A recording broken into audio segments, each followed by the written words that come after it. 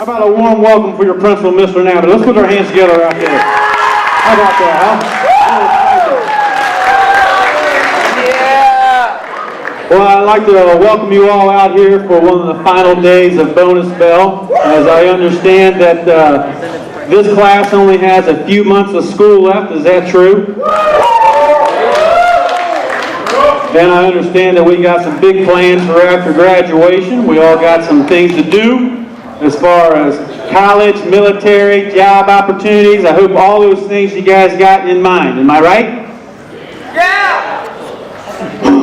All of a sudden it got quiet. That may tell me maybe we don't all have a game plan for what happens after high school.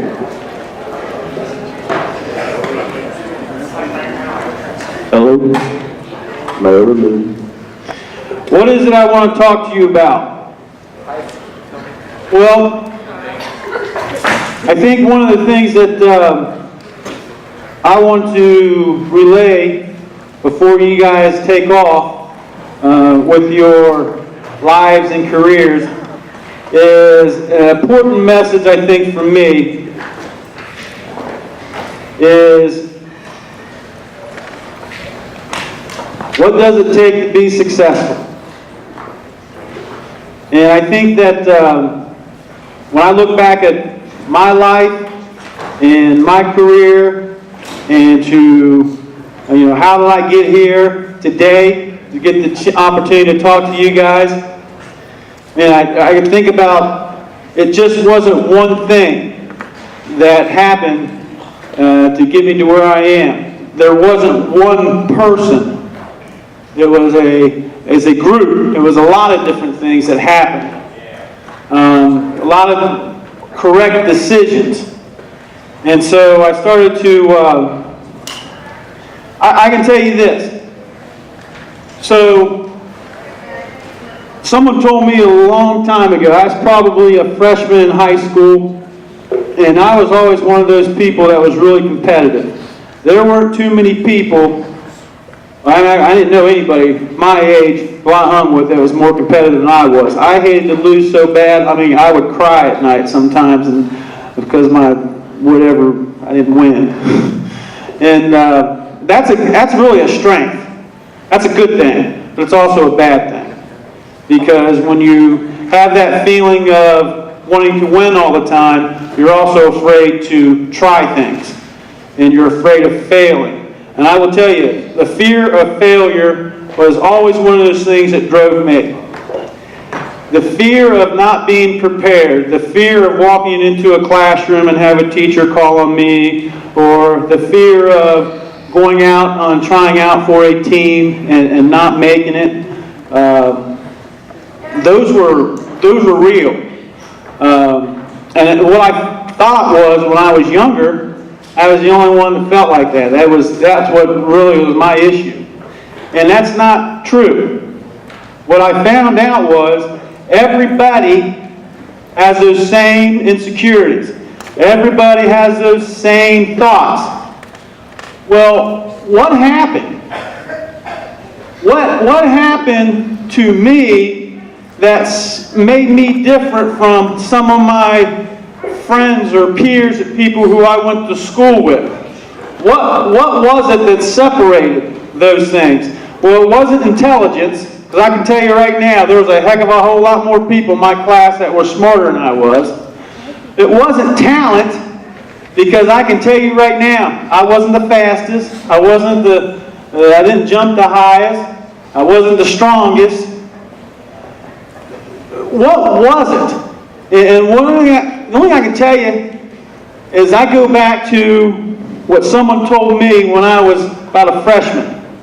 And he said this: when you want to succeed as bad as you want to breathe, you'll be successful. Whoa, that's pretty bad. But that's kind of true. When you want to achieve or accomplish a goal and you want it so bad that you want that more than anything in life, you're going to be successful. And you will accomplish whatever that is. You'll either meet that goal or you'll come so close to meeting that goal, you'll get a chance to look back and say, wow, look at all I have accomplished to get there. And I'm going to give you an example. When I was your age, there was no doubt in my mind Nick Inabnitt was going to play NFL football. I'm not embarrassed to tell you that. That was my goal. I can tell you that was my goal from a young age. And people laughed at me, and they laughed at me from the time I was 9 years old all the way up through high school. I can tell you those same people would make fun of me when I was out in front of my yard and my driveway on Angelwood Drive, and it was rainy, and I was the one out there running sprints. And my buddies laughed. What are you doing? You're stupid. Look at you dumb. They used to just laugh at me. Well, you know what? I wasn't as fast as them. They could laugh. But I got better. But I got faster. And when it came time, I was ready. You see, I wanted to succeed so bad, it was going to happen. There was no magic involved in this. There was no magic wand. And I guess the thing that really, I didn't have to be perfect. I didn't have to be perfect. I wasn't perfect.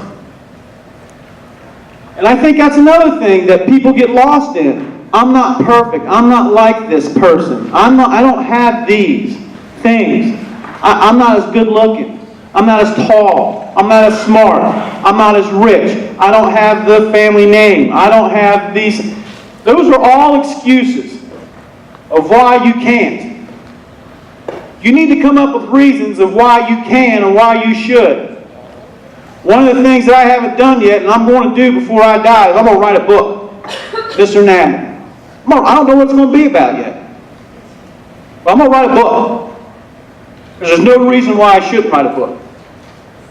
I don't know what it's going to be about yet. It's going to be a good one. I'll tell you that. It's going to be good. But that's a goal. And that's a goal that I have. There are no perfect moments. People wait. People wait too much in life for a person or a time or a situation to arise and say, okay, this is where I'm going to change. This is where I'm going to start doing the right things. This is where I'm going to start getting up and working out at 5 o'clock in the morning and hitting the books by 7:30 and studying for an hour before I start my job. There is no perfect time. There is no perfect person that's going to walk in and say, do this. You have to create your own opportunities. If you're waiting around for somebody to do things or somebody to create this moment, you're going to be waiting for a long time. You got to create your own moments. You got to create your own energy. You got to make those decisions for you. Because no one else is going to do those things. And you can't sell yourself short. Dream big. Dream the biggest dream you can dream. Don't sell yourself short. But you know what? Don't kid yourself. You don't start here. You start with the little things. Dream big, start small. Dream big, start small. That means this. Nick Inabnitt wanted to be in the NFL. Start small. Get your butt up, get running. Get your butt up, get lifted. Get your butt up, get in those classes that are going to help you get into school, get in college. You want to be an engineer? Get with the people and be an engineer. Get your butt up, get your butt in calculus. Get in those classes you need to get into.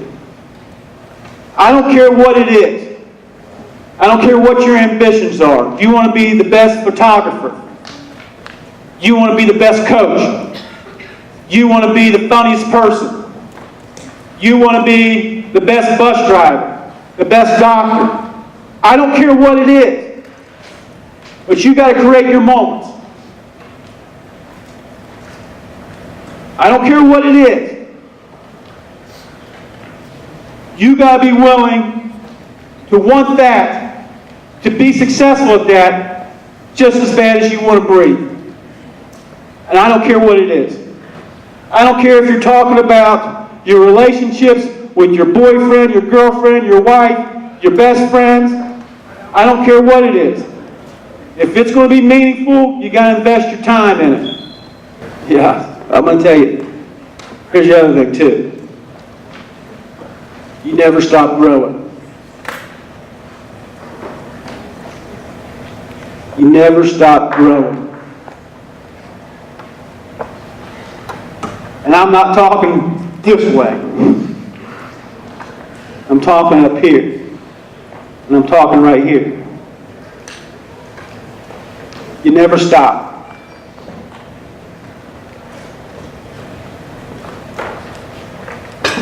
I'm just going to use myself as an example. I can talk about myself all day. Mr. Inabnitt never played music in high school. And you see Mr. Inabnitt up here playing with the Blue Ribbon Rockers. Never stopped growing. Mr. Inabnitt didn't read books when he was in high school. I tried to read one a month.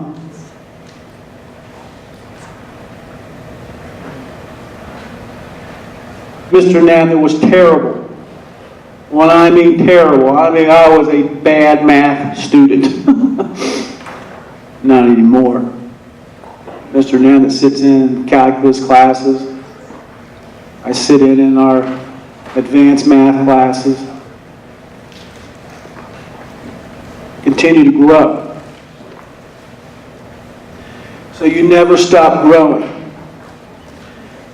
You never stop venturing out and trying different things. So, about 4 years ago, there was a picture. And Mr. Inabnitt was going through, I tell you, I lost my dad a few years ago. I lost some other people.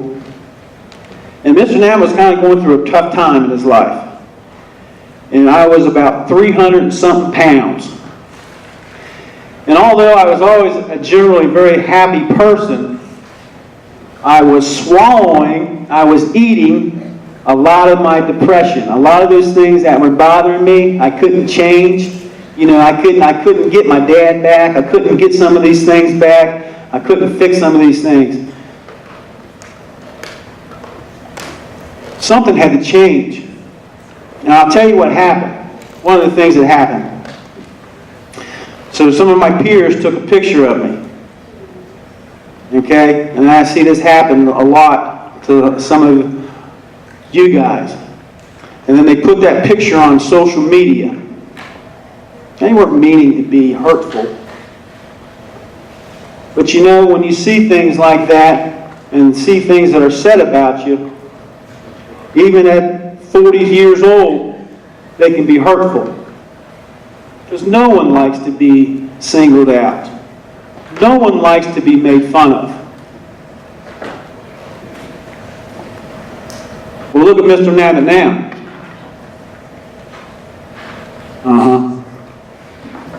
That's right. You already know. Yeah. What happened? What happened? I'll tell you what happened. What happened was the same thing that's always happened in my life. There was a goal. There was a motivation. And then there was there's no quitting me. And I will continue to grow, and I will continue to get better. Let me tell you, that decision to decide to lose weight, that decision to decide to get back into a better, healthy state of mind was powerful. Powerful. You see, through those changes, I was able to accomplish an Ironman.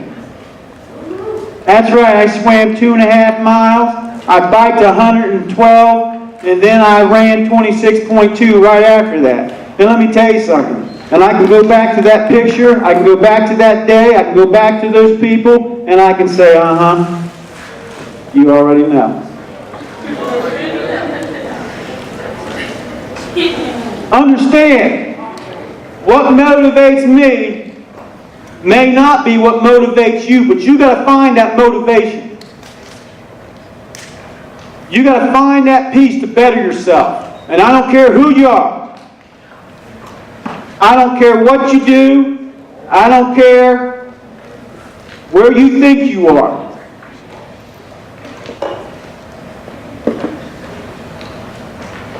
Think about where you want to go, who you want to be, and take those small steps to get there.